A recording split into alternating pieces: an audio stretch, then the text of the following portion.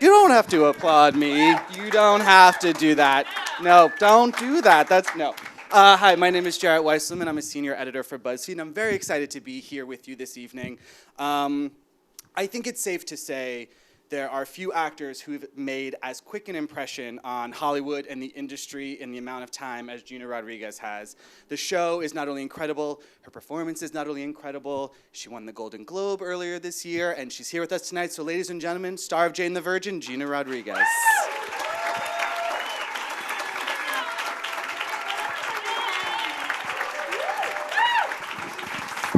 Oh, I'm already breaking good. stuff. I've You're been here for good. 2 It's seconds okay. and I'm breaking everything. Hello, how are you? I'm great. Thank you so much for everybody being here. It's such an honor. You know, just the fact that you took some time to come out means the world to me. Thank you so much. You should know that. You rock. You guys rock. I appreciate it. It has been a very eventful few months. I just need to start with the most recent. Gina just got back from the White House Correspondents' Dinner. Y'all. Hanging with Barack and Michelle, as one does. What was And that we're like? on first name basis. Obviously. Yeah. I rolled up. I was like, "What up, B?" And he was like, "No, don't do that." And I was like, well, "Okay, fine, I won't."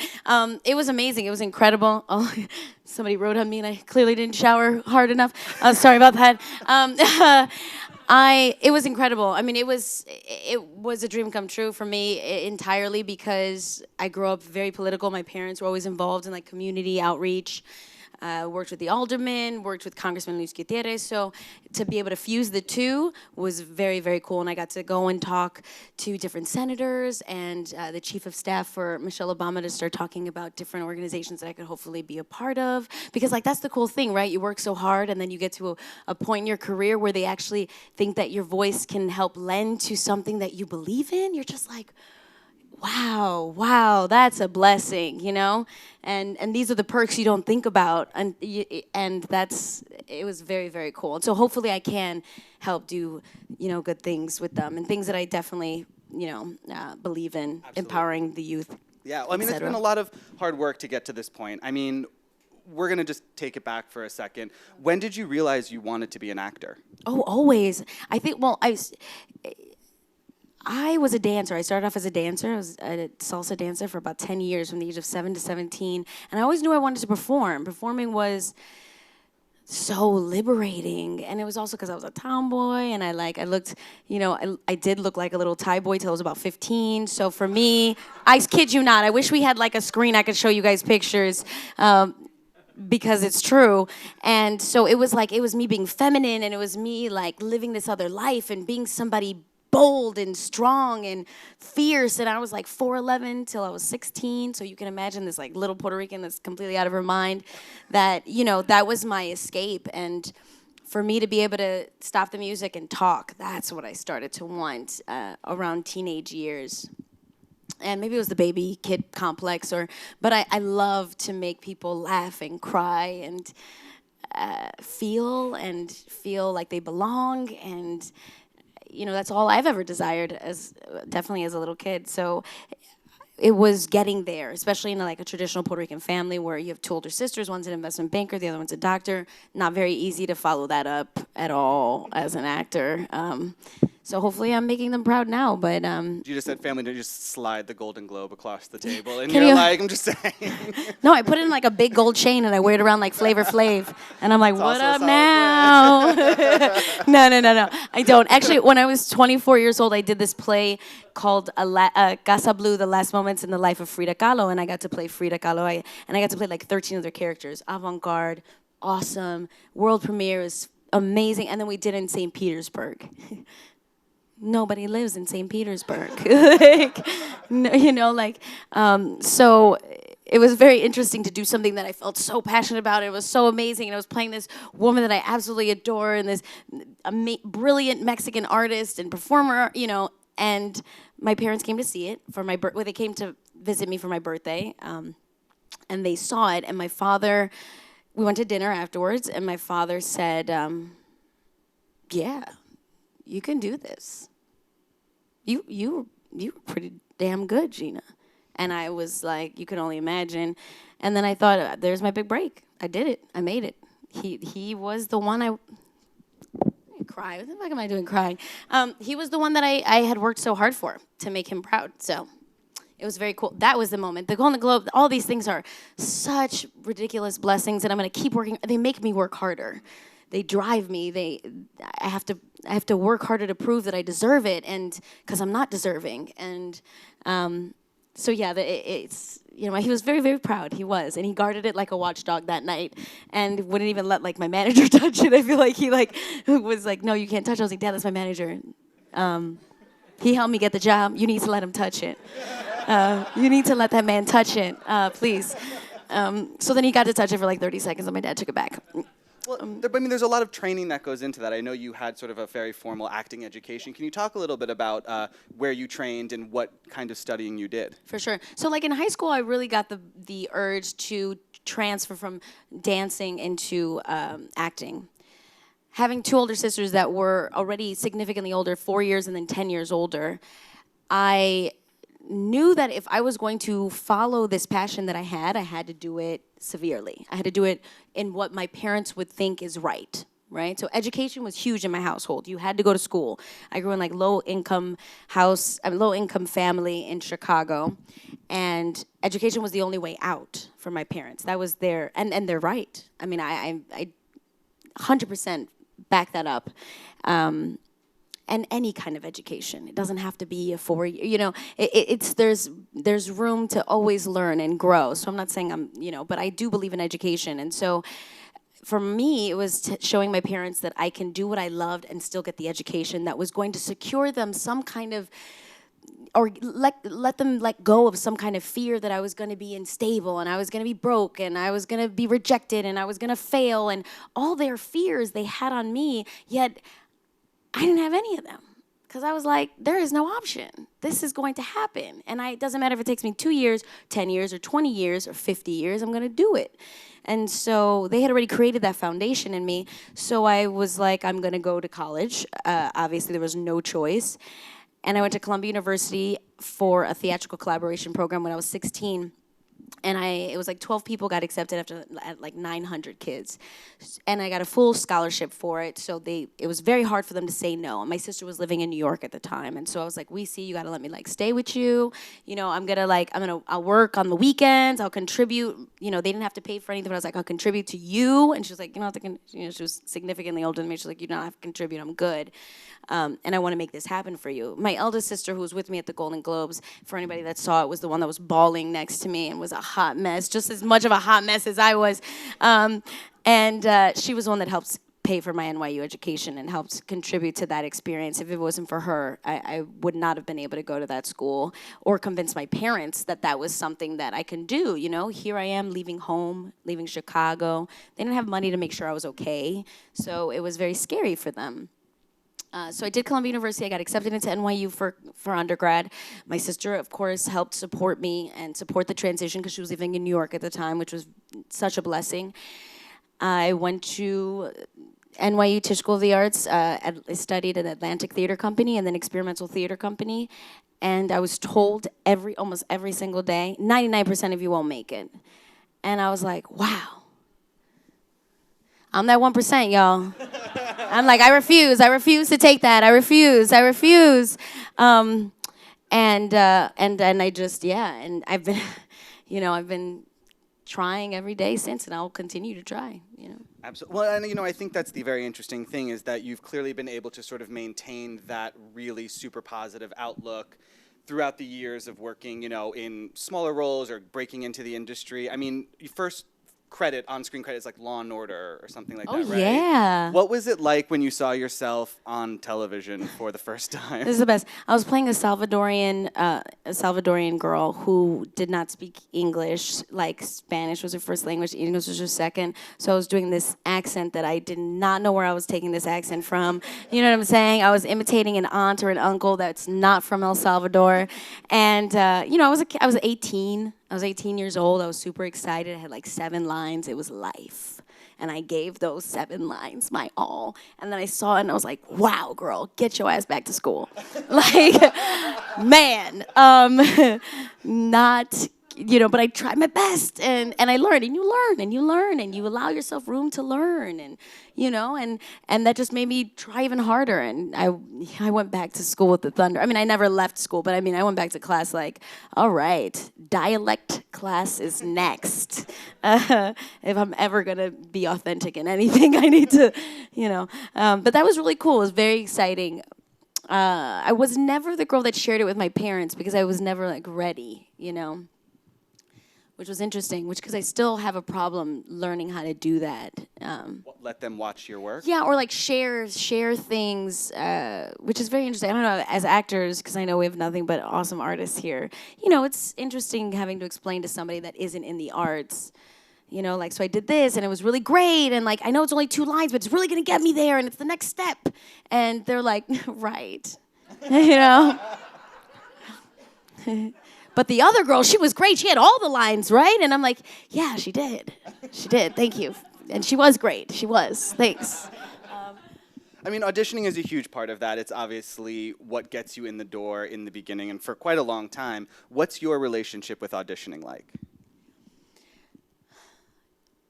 Auditioning is tough because for a very, that's a good question.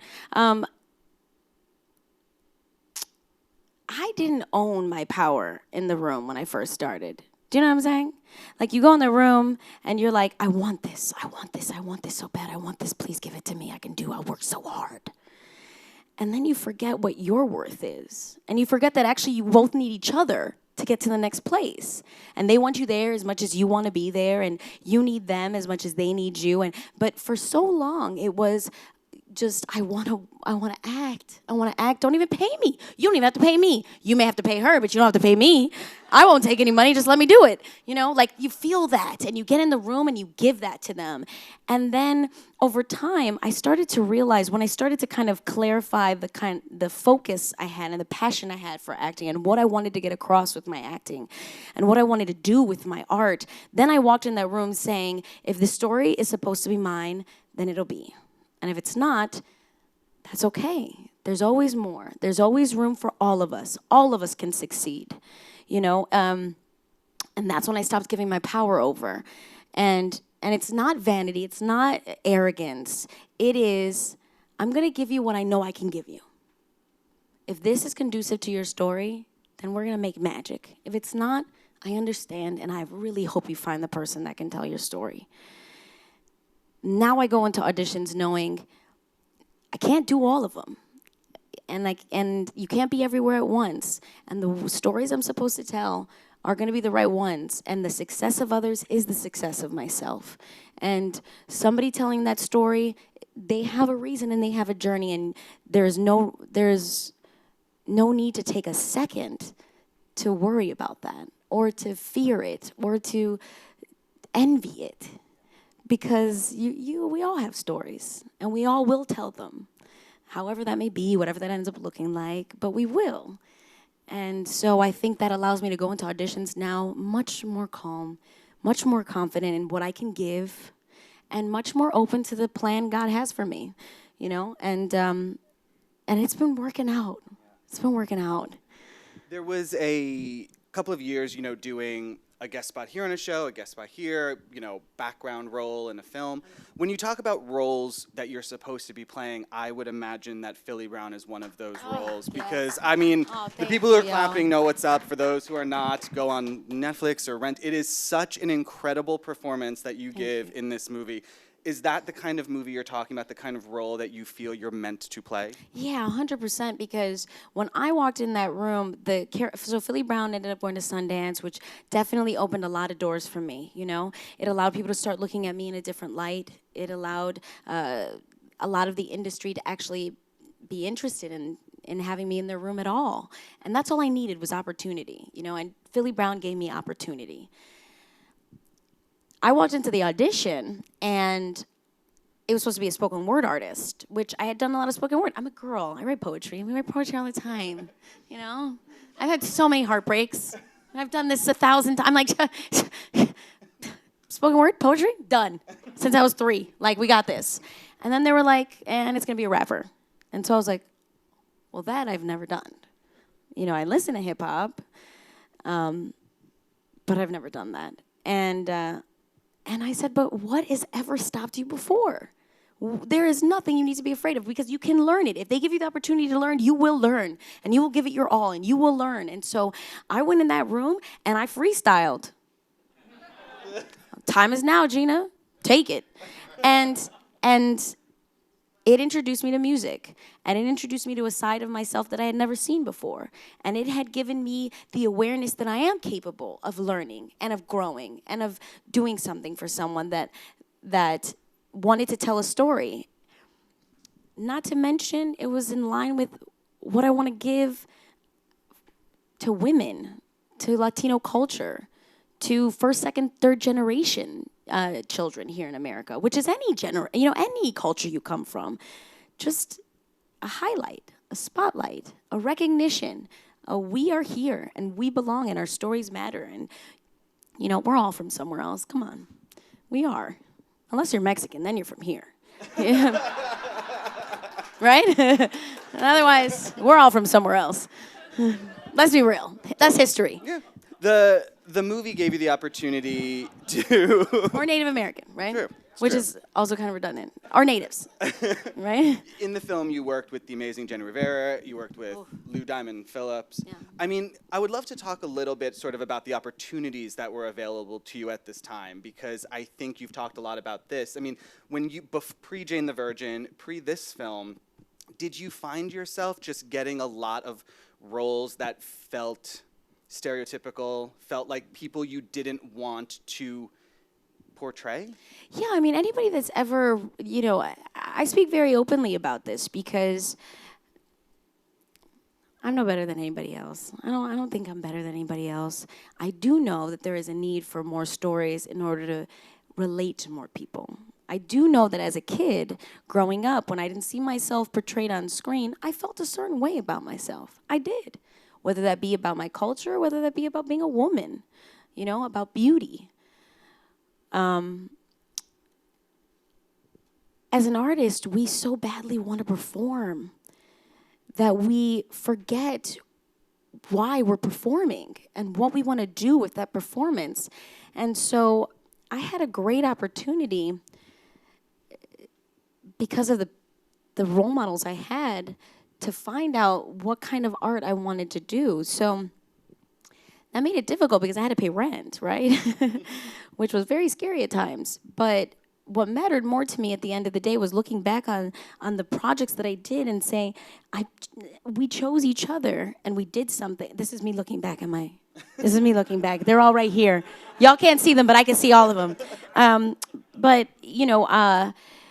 I wanted to contribute the way my sisters contributed to me, the way my parents contributed to me, the way Rita Moreno contributed to me, the way, Celia Cruz, the singer, contributed to me, the way Meryl Streep contributed to me. She was so regal and elegant and strong and beautiful in who she was. And I wanted that, and I wanted to give that to other people. Because, you do it, I kid you not. The second you follow your dreams, you give somebody else the allowance to follow theirs. It is true. Because you turn to somebody, you're like, I'm going to do this. And they're like, man, shit, I should do it too. Let's go. Like, why am I not doing it? Let me get off, let's do this. And that's a gift. That's a gift that money cannot buy. And that's what we do as artists. We give those gifts. And that's really cool. That's huge. That's a responsibility. That's something to celebrate, So for me, it was about going through this journey as an artist and choosing roles that were going to be conducive to my heart's desire to leave a mark that will maybe allow somebody else to leave a mark, that'll encourage somebody else to leave a mark, that'll change one mind. And stereotypes exist for a reason because they're true, right? Not always. They're not 100% true. They're not fact, but they're true, sure. We can all laugh at every culture stereotype because you're like, but I know an uncle that's kind of like that. And, and like my next door neighbor does do that. But there are other stories that need to be told in order for us to relate. Art is a reflection of our daily lives. If I'm not contributing to that reflection, and just filling in my checkbook, what am I doing? What am I doing? I can't see life like that. I just can't. So I've had to say, there's going to be another actress that'll do this role. But I sadly, and my landlord sadly, I can't. I can't do it. It can't be my journey. It's somebody else's, but it's just not mine. So I've been very blessed to have an amazing team that supports that, and that they're like, all right, we're waiting a little longer. But they're in for the fight. And it's a long. We want a long career. We don't want it instant. I mean, instant is as artists, because you're like, oh, I've been struggling for so long. Because I'm 30. I went to college when I was 17 years old. I'm a summer baby. It didn't happen overnight for me at all. And I'm nowhere near where I want to be. But I am seeing the dreams I had when I was 13, 14, 15, and now 15 years later, they're coming true. That's hope for me, that waiting is not about feeling better than or bigger than, but waiting is for the stories that are going to matter to you. And so then you can, with your real heart, say, I did it for a reason, and it was worth it. And like, there's a little girl out there like, that's me. I belong. I'm real, Yeah. Which brings us, obviously, to the show all of these people just watched before, Jane the Virgin. What do you remember about that pilot script when you got it for the first time? I remember like 5 pages in saying, who is this woman? She is brilliant. This is new. This is different. There is definitely something different here.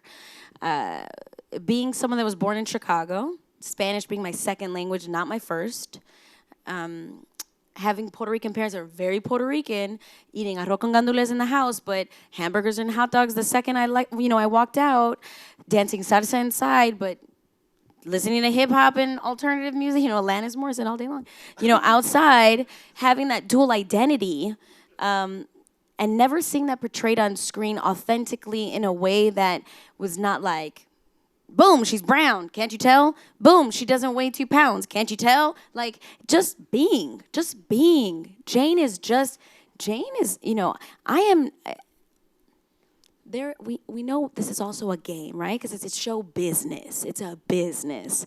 And in the business, we have an idea of what role is the character role. She's such a great character actor. That's what I always heard. Oh, you're such a great character actor. And I was like, how about just an actor? Just be an actor, right? Because I feel like I could be a lead. I feel like I could be the character. I feel like you could put me up in makeup and I'll be anything you want me to be. But to be limited, because obviously the business is a business. To be limited didn't work for me. I just refused. And so to have a girl that wasn't the business type, like what we consider a lead type role in this business, and not have to talk about what she looks like. She just is. She's just beautiful, and she's a boy. She has 2 guys after her. Hey, get it, girl. And she, and it's exposing a culture that speaks multiple languages, but we don't have to talk about it. It just is. Because you go home. I got my homegirl. She's Italian, and her parents barely speak English, and her grandmother definitely doesn't speak English. And you go there, and they're obviously talking about you the whole time. But kidding. But that's so real, and she speaks Italian as her second language, and Jane could be anybody. Jane doesn't have to be Latina. She could be any ethnicity, literally any ethnicity. What happens to her as an accident. That's the comedy, and that's the fun, heightened, reality. But the fact that she was exposing this culture and so authentically, I remember reading in the pilot script, me trying to explain to my grandmother how I got inseminated.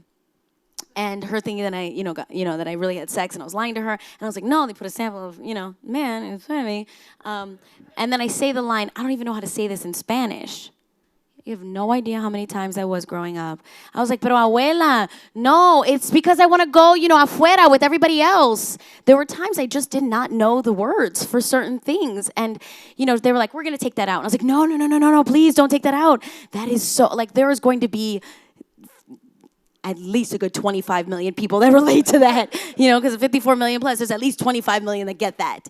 And and it's so real, and so she's like, okay, we'll leave it in. And I was like, oh, great, that was easy. That wasn't even an argument. That's great. Like, I didn't even have to fight for that. That's awesome.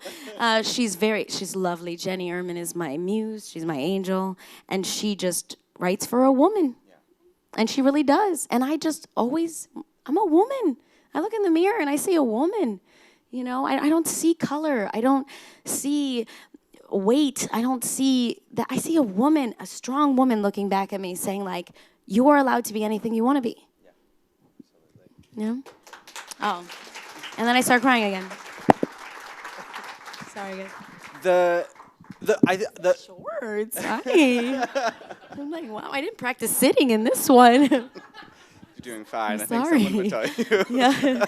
Or they wouldn't. No, kidding. I'm joking. In the pilot, I think you navigate a very tricky possibility very, very well. The idea of being accidentally artificially inseminated could play insane, I think, in a lesser actor's hands. It could be like, I don't believe that this happened. I don't believe that this woman would make this subsequent choice. What were sort of the acting decisions you went into the pilot with to ground this insanely heightened sort of premise? Well, I think that's exactly what it is. Jenny and I, we had gone through Jane, and we're talking about Jane, and the truth is that the only way the comedy was going to work, in my opinion, and she agreed, and we agreed on this, is that if the drama was real, right? So, I don't laugh at myself. The truth is that we never laugh at ourselves. When stuff goes down and other people are like, oh, that should happen to you, oh my God, and you're like, yeah, it happened to me. I'm the one that has to deal with it. Are you serious? Why are you laughing at me? We don't laugh at ourselves. So Jane doesn't laugh at herself. This is not funny to her. This is happening. So it was about taking those circumstances as an actor and making them real and making, for me, a relatable choice to what's going on with her. So like what was happening to her was as though something very specific has happened to me in my life, and I made it real to me. And the idea of having to really go through the decision of wanting to keep the child, calling it a milkshake. Oh, episode 2, I call it a milkshake, and that's the funny. It's a milkshake, but then I have this huge monologue on the porch swing about how it's not a milkshake. It's a baby, and this sucks, and this is difficult. Because it is. So I'm able to have really, really fun times in the comedy and really go there and let the words speak for themselves. But then when it comes to the things that are happening in her life, she does not laugh at herself. She does not make a joke out of it. She handles it like a woman or a lady.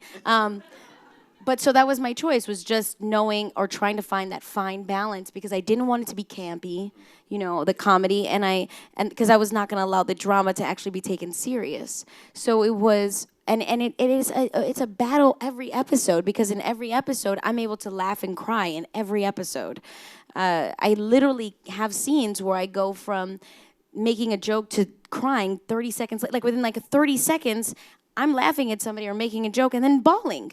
But that's really helped me exercise as an actor my ability to live in real time and in the real situation that she's living in.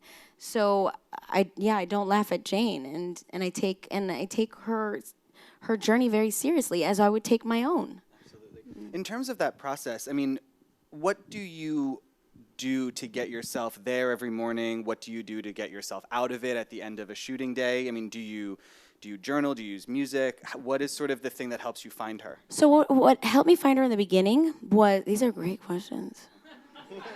Did you practice this?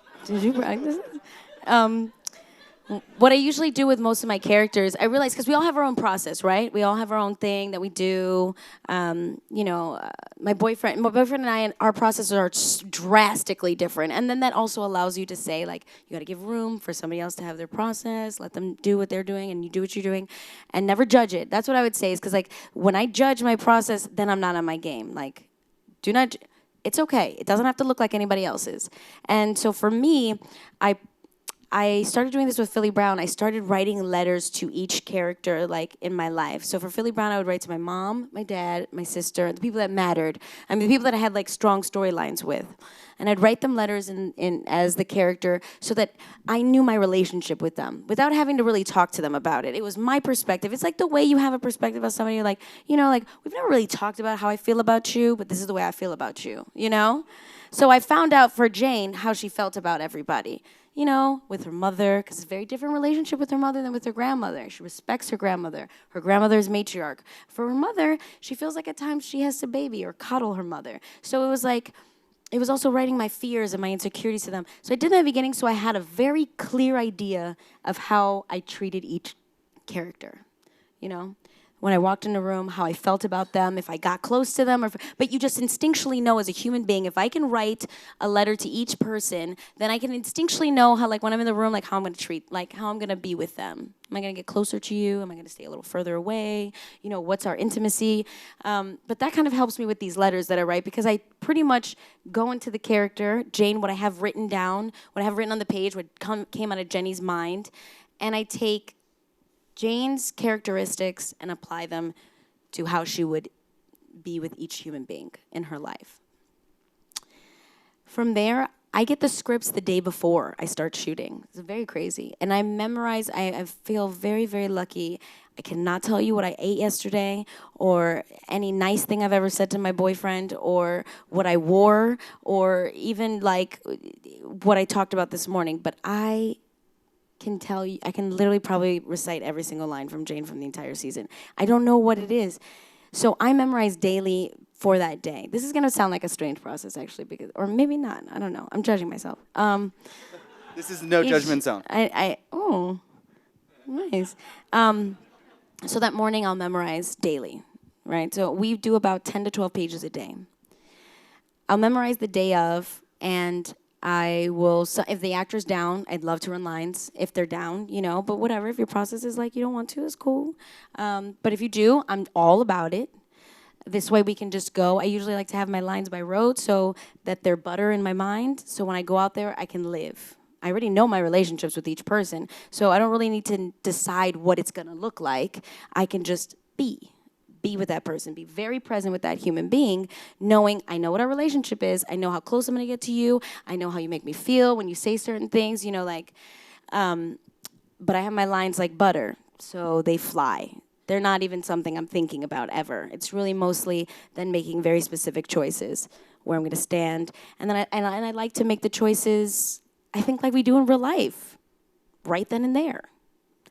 It really helps me, I think, be as natural as possible and take sometimes absurd lines, you know, that are, and Jenny's brilliant, this is not, but absurd lines that you're like, okay, now we're talking about this, like whoever talks about this or says these things, but I do, no judgment, I say these things, and I don't have to think about them because they're just gonna come out, because we don't really, sometimes we don't think about what we're gonna say, we just say it. Clearly I do that a lot, so I memorize daily for that each episode, like each day, and then I'll do like extensive script analysis on each script the night before. So I'll get it like a Wednesday, we'll read it all together, a table read, I'll go back into the last episode, finish the rest of the day, go home, and then I'll do script analysis for that next episode, and it's just kind of really getting a handle of where she's going. And I usually, like, on my sides, I'll write where I'm coming from and where I'm leaving to, you know, so I really have a clear idea. Okay, I just came from that, me and Rafael just fought, so you know, like, I'm gonna have like a little bit of resentment from that, so I may not be as like comfortable in my skin, you know, I may not feel too well, maybe I'm a little sweaty, so maybe I'm gonna run a little, you know, back and forth a little bit. I'm also pregnant, am I feeling nauseous right now? Just making very specific choices before I go into a scene, and then I fly. I didn't think about this until you just said this. How much does your character's pregnancy influence your performance? You know, it's funny because it wasn't written in the script. She never got nauseous, but this was very much based off of Jenny's pregnancy. So Jenny didn't get nauseous, and I have two sisters. One was awful pregnancy, and the other one had a brilliant pregnancy. So I wasn't gonna judge that. I was like, for a little while, I was like, oh, people are gonna be like, why isn't she doing this? Why isn't she feeling this way? And then I thought, well, each woman is different. I'm not gonna go there because then you just get tripped up and you're trying to. But what I did do personally is I integrated certain things like, you know, if it wasn't written, maybe it's like my grandma tries to offer me food and I'm just like, oh, no more, grandma, I'm good, thank you. And I personally decide to just do like a little, ugh, because that smell is nasty. And it was very much internal. And then just making specific choices to like let people know that I am still living. But she's also 23 years old. I feel like at 23, they're just like, "Mom, baby," you know, like I just feel like it's, you know, it's ridiculous. You're super young. You're doing backflips while you're pregnant, you know. Absolutely. But I had to make those choices myself because Jenny had a pretty easy pregnancy, and I wanted just like a little bit. I just wanted a little bit in there, so I just throw a little bit in there sometimes, and she was cool with me doing that. So. You know, there's all the preparation you can do as an actor for a character, for your performance, but I feel like the one thing an actor can never really prepare for is the endurance required to be #1 on the call sheet on a 22-episode television series. What has that been like, and how have you sort of navigated that water? Wow, another stellar question. Nobody's ever asked me that before, but it is so true. So I've always wanted to do this, obviously, right? You know, my passion is strong. I literally, people would say, "What's your 5-year plan?" I was like, "I'm gonna be on a TV show. It's gonna last 4 or 5 years, and in between, I'm gonna do blockbuster movies, labors of love. I'm gonna make my own movies. This is what I'm gonna do. This is my plan." I started saying that like 10 years ago. So now we're here, which is very exciting, and I'm like, yes, this is what I asked for. This is what I put. Write down your goals. Write down your goals because you hold yourself accountable, and people around you hold you accountable, and it works. It is very helpful, and it is very motivating, and it is very exciting to look back on something like. So wow, I'm going on a tangent. I promise I'll get to the question. I was just home in Chicago, and my mom's moving, and she has these boxes of like my past, all my little treasures and stuff. And I pull out this envelope, and it was an autobiography I wrote at the age of 16, and it was like, I swear to God, I'm going to put this in my book. It says. So I decided to write an autobiography at the age of 16 before life actually happened. I'm going to tell you, one day I'm going to be a movie star. And I started bawling. What's new? I started bawling, and my mom's like, "Oh my God, Gino, get in here. Come read this." You know, because my father used to always encourage us, write down your goals, long-term goals, short-term goals. And I always did that. And to look back on that and be able to check it off, whether it's 15 years later or 2 days later, is a phenomenal feeling. And it encourages you to fight more and work more. But I always wanted this. And then it happened. And I was like, nobody can prepare you for that. Like, I don't think I've showered in 10 months. Like, I am dead serious. I have never gone more days without showering. I know that sounds disgusting. It's unbelievable. I'm so real right now. Nobody get too close to me. No, I'm kidding. I totally showered. I started working July 28th. We did the pilot last year in March. 10 days, 14 to 16-hour days, sometimes 18 hours. Boom, it's 10 days. You can handle that. 10 days, bang. I also have Hashimoto's disease. So if anybody knows what Hashimoto's is, it's a deficiency of the thyroid gland where now your white blood cells are attacking your thyroid gland. It affects metabolism, your energy level, hot and cold, fatigue, everything. It is the pits. So I was like, I can handle this, I can do this, this is gonna be great, it's all gonna be fine. 10 days, bam, we're done. Then it's like, okay, we're going to series, this is amazing. July 28th, we wrapped March 23rd. I worked for the first 3-4 months every single day, including Saturdays and Sundays. Saturdays and Sundays, I would do events, photo shoots, press. I would go promote the show. I was barely sleeping, never had a life, didn't see my friends, didn't do normal things. And then that, as an actor, you're just like, oh my God, I'm not normal. Like, I want to just have dinner with someone or drink a glass of wine because I'm actually a very diligent worker. I'm a pretty hard worker. You know, if I'm going to give you my all, I'm going to give you my all. So I would say, okay, it's, I have a 5 a.m. call, I'm going to sleep at 9:30. But I wrapped at 6 p.m., so I go home, I walk my dogs, I work on my script, I start looking at my lines a little bit so I can kind of get them into my mind before I fall asleep, and I fall asleep, and I go to work, and I do it all over again. Sometimes 14 hours, sometimes 16 hours, sometimes 18 hours, and then on Saturdays and Sundays, my publicist wants to run me ragged. I love you. And and we're doing press, and we're doing events, and you have to smile and be kind and gracious because you feel that way, because that actually is real, and you are feeling blessed, and you do want to do this, and you do want to be there, but you're tired.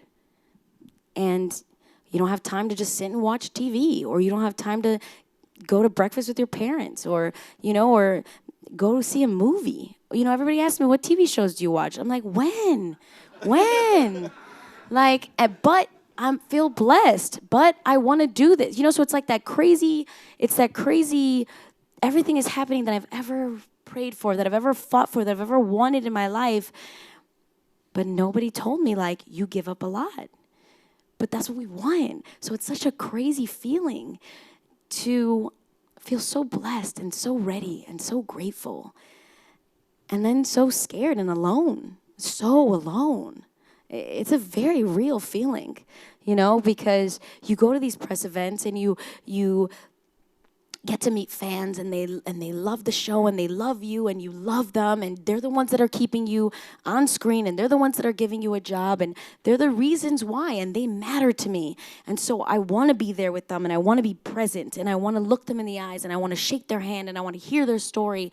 But then at the end of the day, you're actually never around people that know who you are, and that's a very weird, strange, scary feeling. But I really wouldn't want it any other way at the same time, And they give me, so when they say, oh my God, you have no idea what this means to me, I'm like, you have no idea what this means to me, to connect to somebody, to just be right there with them. It's just awesome. And you don't really get to do it when you're working a lot, But I got so blessed because my cast is amazing, and they love me and I love them, and they're supportive, and nobody's egotistical, and nobody's a diva on set, because we all know that we are not deserving, that this is a gift. And we all know as artists, this is a gift. When you get to do it, when you actually get to do it, because there's so much not happening until you do it, and that anybody would want to be in your position. So be kind, be nice, be gracious, be grateful. And when you have a moment to sit with yourself, sit with yourself. And when you have a moment to connect with somebody, and then go to sleep, because you need to wake the fuck up tomorrow morning. Real damn early. We asked the audience for some questions, and oh, awesome. Victor Kursan wants to know what you would have done different. Hey, Victor. What would you have done if you were not an actor? I would have been a teacher. I really love the idea of being able to empower, inspire, uplift, encourage another human being, and I feel like being a teacher would have been probably right up my alley. Just to see someone grow, That's why I have a production company, and I will make movies, and I will make sure that other people get this opportunity that I'm getting to do. I will make sure of that. I will not be alone in this journey. So if I wasn't I'm going to still try to do that. But I would be a teacher. I would probably be a teacher. Brenda Garcia asks, did you ever want to quit for a, quote, safer or secure living? And if you did, what kept you from quitting? No. I grew up eating Spam. You know what I'm saying? You realize that money's only good for one thing, and that's spending. It's very true. You can't eat it. I mean, you can wipe your ass with it, but it'll hurt, right? You can't. Money's only good for one thing, and that's spending. So I've lived without it, and it doesn't make me who I am. I think that in this society, we have an idea of what success is and what power is. And people equate that to money and things. And look at me and my car and my shoes that I'm returning right when I'm done with this. Look at me. Look at me. And it's not real. That's not real. That is not success to me. What success is to me is waking up every morning and doing what I love, affecting others, creating change. Helping others get what they want. that's success to me. That what wakes me up in the morning and makes me smile, that's success. Money is great. Money will come. Money will also go. And you cannot take money with you. And so there is no giving up. This is what I want to do. This is what I was meant to do. If I give up, then I will never have had the opportunity to see if it would have happened. I don't know what the next life is, but I know what I want to do in this one. And if that takes me forever, God willing, I get forever to do it, So I ain't afraid of eating Spam again. Yeah. Could do this all day, literally, could do this all night, but we have time for one more question. So I would love to know, you have a room of actors in front of you, and in addition to sort of the Gina Rodriguez unofficial motivational speaking tour you've been on for the last 12 months, I'm curious, when talking to actors, which I feel like you might not get as much of an opportunity to do as you do now, what is what you feel is the best piece of advice or the piece of advice you'd want to impart now to other actors, to the people in this room, to the people who will watch this video? This is being recorded? Theoretically. I should have worn a longer skirt. I wish I had so much more time to say all the things I think that I would want to give to someone else. So I obviously he did not tell me he was going to ask me this question, so it's not very formulated, but what it is from right here.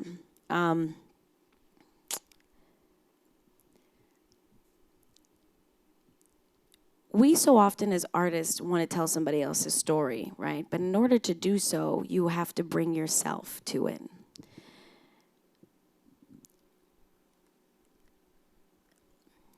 You are enough. You do not need to transform to be something else. You don't need to walk in a room and think about, well, that girl was prettier and that girl was taller and she has green eyes. No, it is you in that room. And you will tell your stories. If you decide to give it the rest of your life, you will tell your stories, right? So know that. You do not have to change to be something else in order to get the opportunity to act. You have to walk in that room knowing who you are, knowing the voice that you have, and knowing you can contribute and you are worthy of doing that. That's one part of it. Second part of it, I would say, is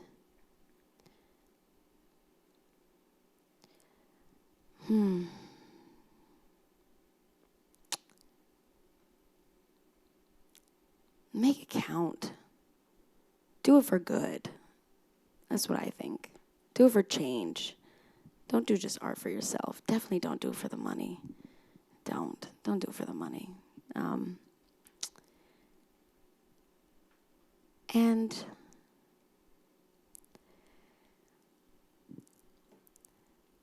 we are going to fail. We are going to get told no.